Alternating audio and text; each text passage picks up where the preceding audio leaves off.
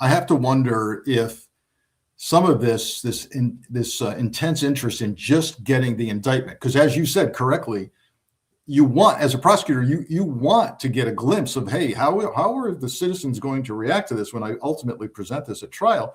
But it seems to me they're skipping that part and saying, look, this is conjecture on my part, but my boss wants the indictment. I got to show even the White House that we indicted this person. See, and then, let the chips fall where they may later on, as they are repeatedly in the District of Columbia, where the cases aren't moving. They're not moving. They're being rejected. Yeah. Well, you say it's speculation, Frank, but it's an educated speculation, because remember when Ed Martin first got his job as the head of the weaponization task force. I think he's gone now, but this was the guy who was the interim U.S. attorney for a little while in D.C. He's represented some of the January 6th defendants. He's an election denier.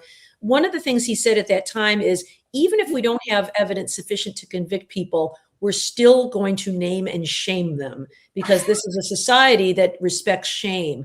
That's not how it's done in the Justice Department. There is a concept known as name and shame. It's typically used for defendants where you have the goods, you have the evidence, but because of perhaps an extradition issue, maybe they're in China, they're in Cuba, it's going to be difficult to ever bring them to court to answer to these charges. I think Robert Mueller, when he indicted the Internet Research Agency, considered that a name and shame, but he had the goods.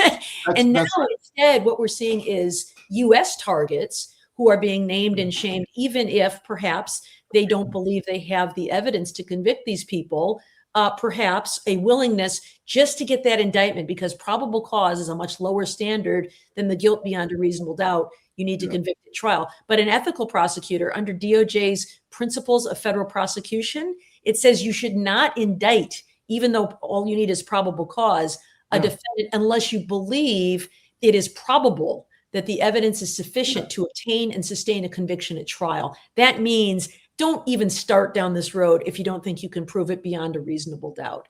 And the irony you do if that's not what's going on. Yeah, the irony in Ed Martin's ideology is that it's the ultimate weaponization of government. It's going after people just to go after them. And you're right. In my days as the head of counterintelligence at the FBI, we did the name and shame thing came up in the context of Chinese hackers for the Chinese PLA.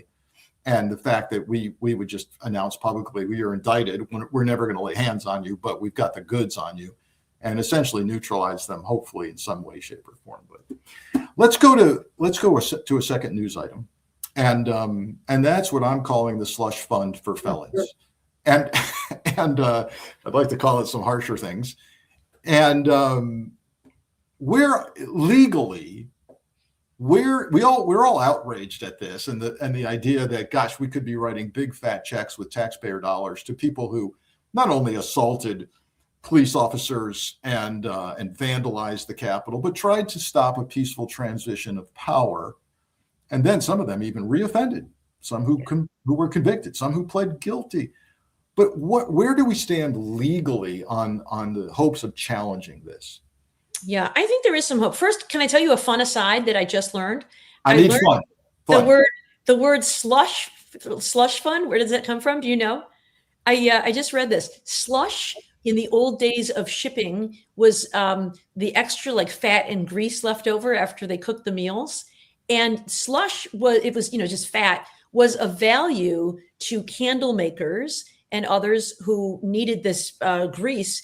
And so they would go into the sailors would go into a port and sell off all this fat, all this grease, the slush. And then they would take the money and use it for their own stuff off the books, like booze, books, magazines, whatever it is they wanted to buy.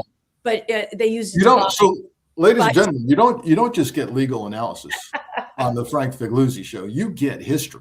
History is being discussed here. That's right. It makes sense, right? So it's the stuff, it's off the books. Nobody's going to account for this. I can just use this money the way I want to. But, where does it stand legally?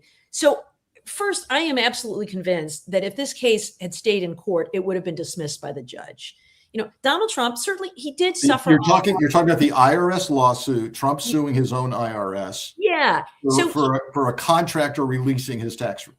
Yes. Yeah. So, and that contractor, by the way, was charged criminally. It is not for nothing. Tax returns are supposed to be kept secret. Maybe he's got a claim for some money damages.